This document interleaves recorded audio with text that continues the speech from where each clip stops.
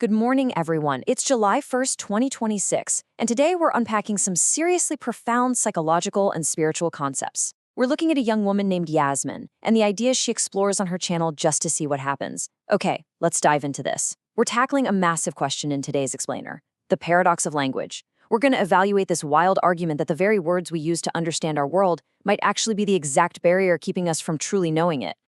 Yasminn kicks things off with a pretty bold claim. She argues that language fundamentally fractures our unified reality. Basically, the moment we slap a word onto something, we're instantly creating a distance between ourselves and that thing we're observing. So right out of the gate, we're dealing with this antithesis, the idea that our vocabulary, the very tool that supposedly connects us, is actually dividing us. Section 1. Words as cultural anchors. The stabilization of meaning. But hey, before we totally throw language out the window and call it a cage, we gotta recognize its magic, right? As Yasminn touched on when exploring the idea that everything is inherently meaningless, language acts as the stabilizing force of our culture. Words aren't just random sounds, they're like spells. They carry inherited values, deep histories, and these massive cultural expectations that literally build the shared framework of human civilization. It's how billions of us manage to operate on some kind of common ground. And the sheer utility of this, it's all about the effect of naming. Naming things makes our crazy, chaotic world actually manageable. The second something gets a name, it's defined. Suddenly, reality becomes judgeable. Completely different experiences become comparable. Life itself becomes measurable. It's like having a map to navigate the absolute wildness of everyday existence. Section 2. The illusion of separation, words as a cage. But here's the catch. That exact measurability we just talked about, it might be the very thing stripping away pure, raw human connection. Think about it. While words can absolutely be these empowering spells that stabilize culture and cast intention, they act simultaneously as barriers. Yasminn points out that the literal second you name an emotion, say the moment you say, I am angry or I am sad, you instantly wrap that feeling in a personal narrative. You actually stop experiencing the raw physical emotion in your body, and instead, you get totally trapped in the story attached to that word. It goes back to that Genesis anecdote Yasminn references. The idea is that when Adam named Eve, the other was created out of what was previously just a seamless, unified existence. By naming things, we chop the universe up into a subject, which is us, and an object, which is literally everything else. It creates this intense illusion of a fragmented universe. It kind of makes us forget that we are all deeply interconnected parts of the exact same whole. Section 3. Slaves to our creations, the narrative trap. So, we've invented these brilliant alphabets and complex definitions, right? But in our hyper-verbal modern society, you really have to wonder, have we become slaves to our own intellectual creations? Yasminn throws out this fascinating Socratic question, and I want you to ask yourself, do we spend more time describing the wind, or a fire, or a gorgeous sunset than we do actually being present and feeling it? We get so obsessed with finding the perfect caption for social media or typing out the exact right text to a friend that we completely miss out on the actual magic of the experience itself. Because ultimately, the physical imprint of life is totally separate from the limiting stories we tell about it. The body is where the actual experience lives. It's in your bones. And our language, no matter how incredibly poetic or precise it might be, just cannot reach that deepest, rawest layer of physical and emotional knowing. Section 4. The power of silence, beyond vocabulary. If words are just a fraction of the human experience, what happens when we look beyond vocabulary? Let's bring these opposing ideas together. Now, what's really interesting about this data is the empirical breakdown behind how we actually communicate. The stats are mind-blowing. 55% of how we communicate is purely body language, our posture, the way we move, our eye contact. Another 38% is vocal tone. It's the rhythm, the pitch, the speed of how we say things. And spoken words? Just 7%. Think about that staggering reality for a second. We literally spend our entire lives agonizing over finding the exact right word, overanalyzing text messages, constantly rushing to fill the dead air in a conversation, yet the actual words we speak make up a mere 7% of true human connection. Section 5. Reclaiming deep human connection. The unspoken truth. To reclaim genuine, deep intimacy in a world that feels more isolated by the day, we have to look way past that 7%. We have to contrast our modern anxious habit of filling the gaps with the profound power of comfortable silence. We constantly use words to perform, right? And that keeps us stuck in those narrative loops. But Yasminn shares this incredible story about going to a tantric retreat where the very first practice was simply holding eye contact with a total stranger, in complete silence. And what happened? Without the armor of words, all those superficial barriers just evaporated. It was incredibly vulnerable, but it proved that a shared, comfortable silence communicates safety, trust, and pure presence in a way that endless chatter never, ever could.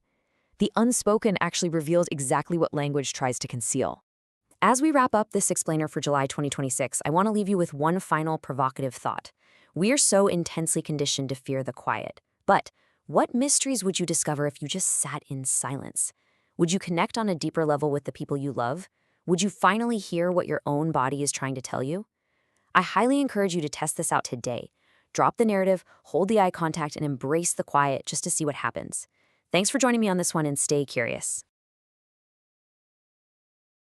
So, it is the morning of July 1st, 2026, and welcome to today's deep dive. It's just you and the two of us here in the studio today, and we're kind of settling into this really cozy intellectual space to tackle something pretty massive. Yeah, it's a heavy one today, but in the best way possible. Oh, totally. Because normally when we talk about human inventions or tools, we just expect them to work, right? Like you pick up a hammer, you hit a nail, the nail goes into the wood. Boom. Right, no ambiguity there. The tool does exactly what it's supposed to do. Exactly. And for, almost our entire lives, we treat language the exact same way. We point at this massive leafy organism outside, we make the sound tree, and we just assume we've captured reality. We really do. We treat our vocabulary like it's this perfect, flawless mirror that just reflects the universe back to us. Yeah. And we assume that if we can just name a phenomenon or categorize it, that we've somehow mastered it. You know, it gives us this deep sense of psychological safety. But the thing is, and this is what we're unpacking today, the moment you take that linguistic categorization machine and try to apply it to actual raw human experience, it breaks down. It completely shatters. Right, like try describing a really complex emotion or the exact shade of the sky right before a massive thunderstorm. Suddenly the tool feels completely inadequate. Well, and it doesn't just shatter, it actually starts to distort the very reality that you're trying to understand. Which brings us right to our mission for this deep dive. Today we are looking at this fascinating paradox presented by a young creator named Yasminn. Yes, on her YouTube channel. Right, the channel is called Just to See What Happens. And she pulls together these core philosophies and psychological frameworks to make a really compelling argument. Her question is essentially, is language actually a barrier to knowing? It's such a wild concept to wrap your head around at first. It is. Does naming something connect us to it, or does it instantly build this wall between the subject and the object? And that's the central conflict across all these sources she synthesized. We created language to communicate, to share meaning, but it kind of seems like it's trapped us. Okay, so I want to jump in and push back on this right out of the gate because I have a serious problem with this premise initially. Oh, I'm sure you do. Most people do. Think about it. We literally use words to navigate every single second of our lives. Oh. We are using language right now to do this deep dive with you, the listener. Right, it's the foundation of everything. Exactly. It's how we built human civilization. So how on earth could the very tool that allowed us to advance be the exact thing that's isolating us from reality? It sounds so counterintuitive. It does, and your resistance to it makes perfect sense, especially because we live in this heavily analytical Western society where we just constantly equate data and words with absolute truth. Right, we love our data. We really do. But to understand Yasminn's argument, we have to kind of separate the practical utility of language from our actual lived experience of the world. Mm-hmm. And the sources she points to actually take us all the way back to what she calls the first act of separation. Oh, right. She uses that biblical analogy, right, from Genesis. Exactly. She brings up the story of Adam naming the animals and specifically naming Eve. But we're looking at this as a psychological metaphor, just to be clear, not like literal history. Yes, 100%. It's a metaphor. The implication in these ancient frameworks is that before that moment of naming, consciousness was just this continuous, unbroken flow. Like a unified existence. Right. There was no me over here and that over there. There was just existence. But the second a name is applied, a conceptual boundary gets violently drawn. Wow.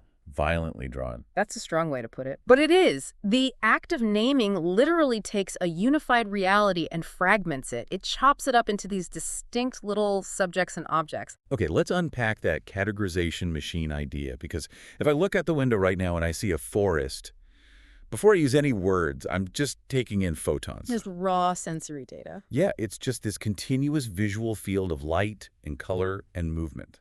The retina doesn't know what a tree is. It's just receiving uninterrupted light. Exactly. But the second my brain reaches for the word, like oak tree, I am performing this act of cognitive separation. Yes, you are drawing a box around it. I'm deciding where the tree ends and where the soil begins. I'm separating its leaves from the sunlight that they're physically interacting with. You're cutting it off from the fungal network at its roots, biologically speaking. Right. Physically, the tree is this completely inseparable part of a massive ecosystem, but linguistically, I just turned it into an isolated object. And in doing that, you've separated yourself from it too. You are now the observer, and the tree is the observed. Man, when you put it like that, it really does feel like a trap. It is the fundamental trap of language. I mean, we gain utility, obviously. You can now tell someone, hey, go chop down that oak tree so we have firewood. Sure, which is highly useful for survival. Right. But we lose the truth of the system. We lose that reality of deep interconnectedness. And what's really fascinating here is how Yasminn's sources take this observation and turn it into a massive societal critique. Because language stabilizes culture. Right. That's what the sources argue. Yes. But think about what happens when you stabilize a concept with a word. Once a thing is named, it is defined. And definition, by its very nature, requires exclusion. Because to say what something is, you have to establish what it isn't. Exactly. And once that line gets drawn, the concept becomes something you can measure. It becomes judgeable. And over time, those meanings get heavily reinforced by cultural power structures. Okay, I think we need a concrete example for this. Yeah. Because initially, stabilizing human culture sounds like a net positive, right? We want stability. We do, but let's look at a word like intelligence or productivity. Okay, yeah, good examples. Originally, maybe those were just loose ways to describe someone who is good at solving a problem or finding food. But once a society formalizes the word intelligence, we start building metrics for it. Oh, like standardized testing. Exactly. We build entire educational hierarchies around it, and suddenly that word has the power to legitimize certain types of human minds, like the highly analytical ones, while completely disenfranchising the artist or the deeply empathetic person. Wow. So the word actually dictates social worth. Yes. The tool we invented just to describe things becomes a system of categorization, which inevitably turns into a mechanism of control. Because if you control the definitions, you basically control the culture. You get to decide what success is, what failure is, who gets to be considered normal. And who is an outcast, right? And the crazy part is we forget that we completely made these categories up. We really do. We treat words like they are laws of physics. Yes, rather than just arbitrary boundaries drawn by humans. There is this deeply tragic irony in all of this that Yasminn highlights in her channel. It's about how we experience beauty. Because, the original impulse behind language was probably just early humans trying to connect, right? Yeah, trying to bridge the gap between each other. Like someone felt the warmth of a fire, or they saw this staggering sunset and they felt this visceral awe. So they made a sound to try and share that exact feeling with a person next to them. The intent was beautiful. It was an invitation to share reality. But the irony in the sources challenge the listener with a great thought experiment here is that your brain cannot fully inhabit two spaces at once. Right. You can't be in the sensory center and the language center simultaneously. Exactly. Yeah. They say go outside and try to watch a sunset while at the same time trying to compose the absolutely perfect sentence to describe the colors. It's impossible. It is. The second you start searching your vocabulary for words like, magenta or amber, you literally stop seeing the sunset. The menu has completely replaced the meal at that point. Oh, I love that phrasing. You're not experiencing the light hitting your eyes anymore. You are literally just experiencing your own vocabulary. Yasminn argues that we've become slaves to our own creation here. Because we spend more time obsessing over the words than actually being present. We would rather have a really clever description of the sunset to post online or tell a friend than just surrender to the feeling of it. We trade raw presence for conceptual possession. Both of the main sources she cites overlap heavily on this point. Whether language is being used as a tool for cultural control or it's causing this loss of sensory presence, it's always replacing raw reality with an artificial filter. Okay, so that leads us to a really uncomfortable transition. If language limits our external reality like trees and sunsets in society, what is it doing to our internal reality? Yeah, what happens when we turn the categorization machine inward? Exactly. How does it warp our perception when we try to process our own feelings? This is where we get into section 2 of her analysis, which contrasts the narrative loop with the wisdom of the body. And the psychological mechanics here are just fascinating. Break it down for us. What happens biologically when we feel something? Well, long before you ever have a conscious thought, your autonomic nervous system reacts to a stimulus. Say your heart rate spikes, your breathing gets shallow, your chest feels tight. That is pure somatic data. Right, it's just biology happening in the tissues of your body. Yes. But as humans, we don't just let that physical sensation exist. The second your chest gets tight, your brain panics and digs into its linguistic toolbox to slap a label on it. Like, I am anxious or I am angry. Exactly. Because the human brain is a prediction engine. It absolutely despises uncertainty. So it uses language to force this chaotic physical feeling into a neat little understandable box. But the sources point out that this instant labeling is actually a massive psychological trap. A huge trap, because the moment you sign the word anxiety to that tight chest, the word instantly demands a narrative. Oh, because language needs context to make sense. Exactly. If you are anxious, there has to be a reason. So your brain starts desperately hunting for the why. It scans your life and says, oh, I'm anxious because my boss didn't email me back, or I'm anxious about the economy. And suddenly, you aren't just dealing with a temporary spike in heart rate anymore. You are trapped in a story. You're in a full-blown narrative loop, and if you repeat that loop enough times, that narrative actually crystallizes into your identity. That's terrifying. It is. You go from saying, my chest feels tight, to, I am feeling anxiety, to the ultimate linguistic trap.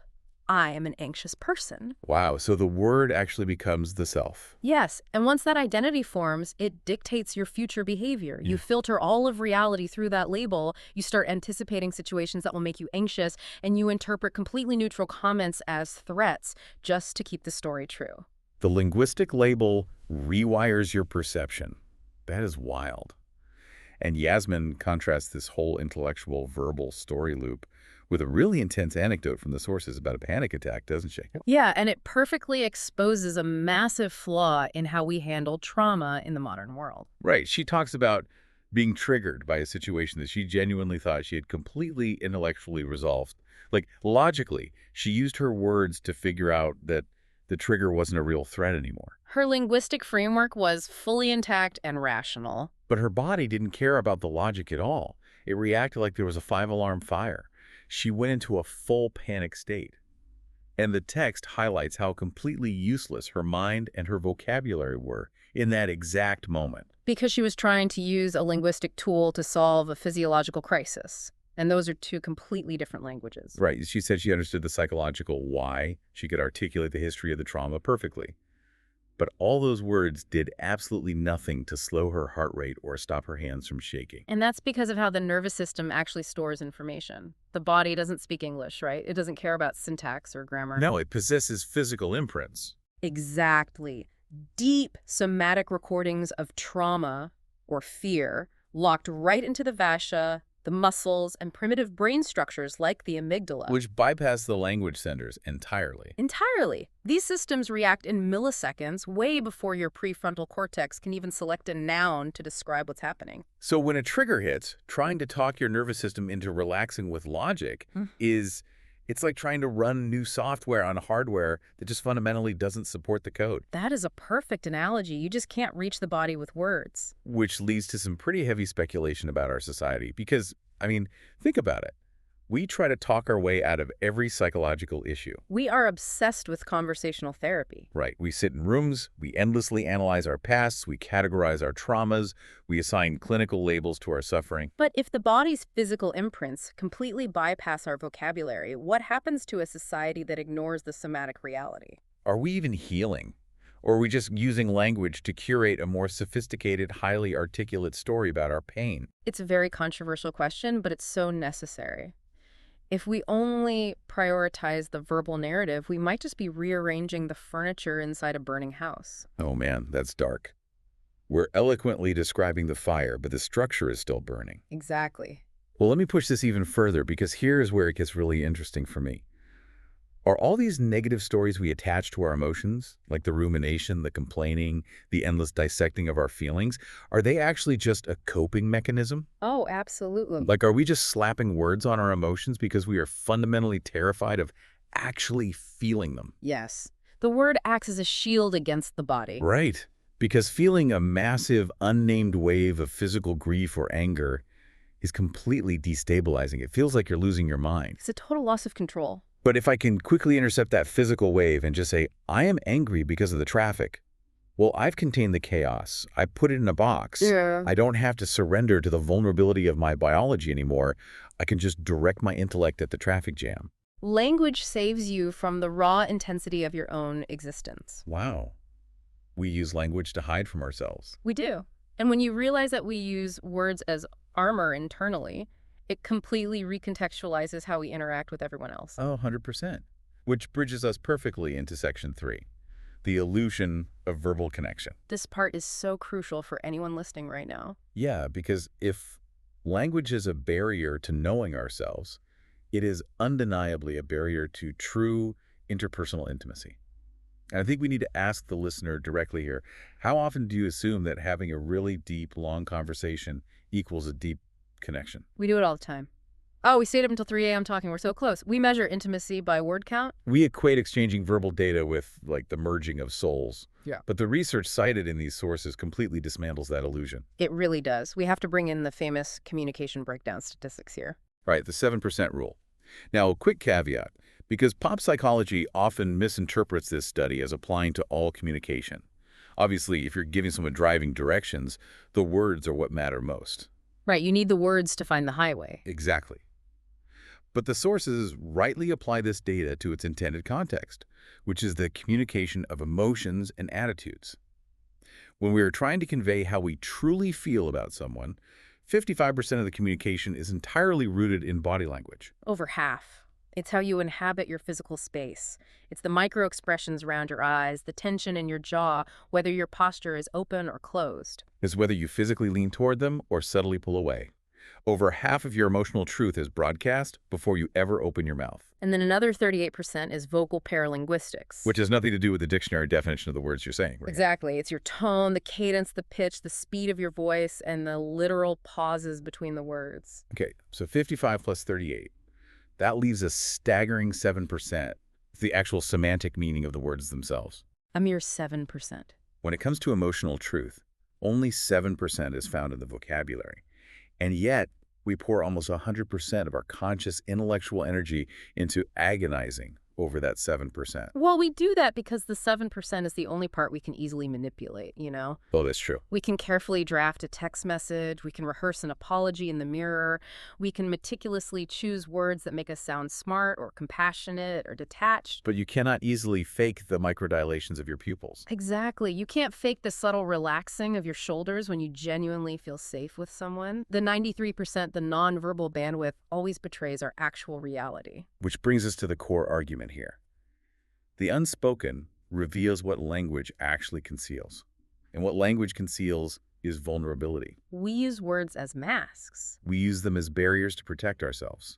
We fill the space with constant nervous chatter, specifically so the other person doesn't have the quiet space necessary to read our 55% body language. We hide behind the noise. And Yasminn illustrates this with a really powerful anecdote from the sources about a Tantra retreat. Yes. Let's talk about this.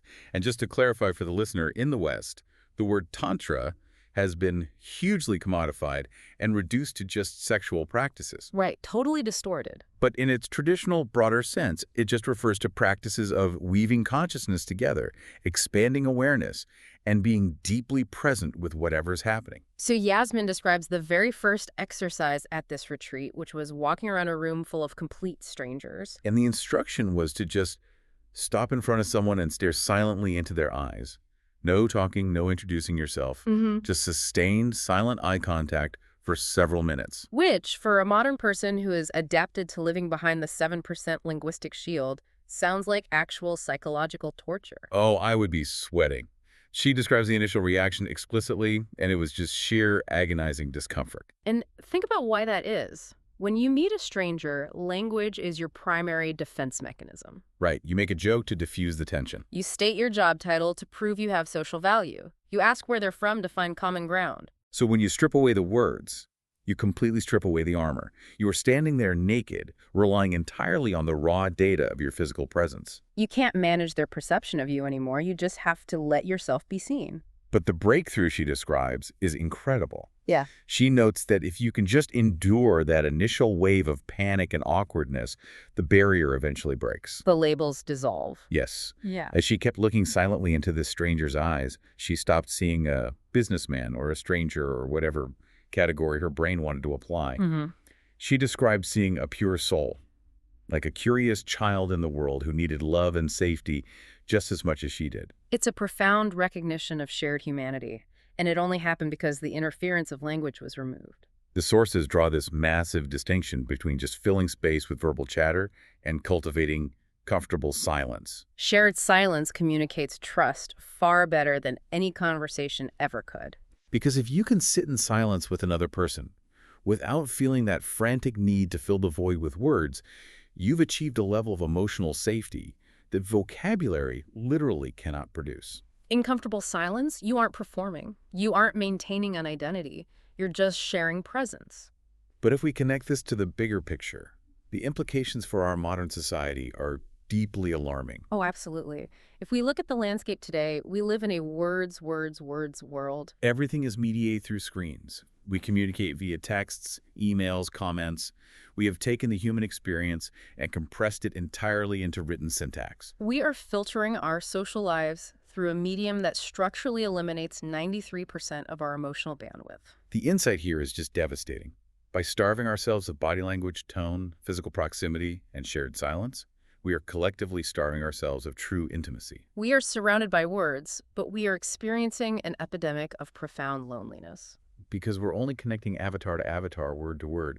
We're trying to build bridges using a tool designed to build walls. And the tragic part is, because we feel so lonely, what do? We reach for our phones to send more texts. We generate more words. Exactly, further reinforcing the exact barrier that's keeping us from the physical, silent presence our nervous systems desperately need. It's a vicious cycle. Okay. So language categorizes us, it separates us from nature, it acts as a shield against our own bodies, and it isolates us from true intimacy.